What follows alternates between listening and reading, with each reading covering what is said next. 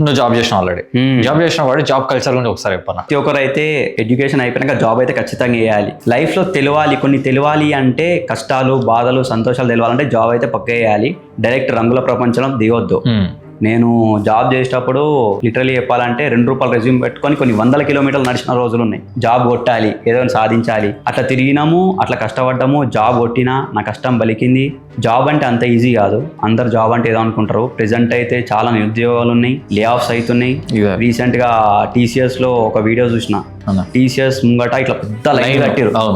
అది చూసినాక నా రోజులు నాకు గుర్తొచ్చినాయి. యాక్చువల్ చెప్పాలంటే చాలా జాబ్స్ ఉన్నాయి. అంటే నీ దగ్గర టాలెంట్ ఉంది, నీ దగ్గర స్కిల్ ఉంది అంటే జాబ్ ఖచ్చితంగా కొట్టవచ్చు. ఎగ్జాక్ట్లీ. కానీ ఆ స్కిల్ బయట పెట్టుకోలేకపోతారు చాలా మంది. లైన్లు ఉంటాయి, కానీ నేను చేసినప్పుడు కూడా ఇంకా కుప్ప లైన్లు ఉండే.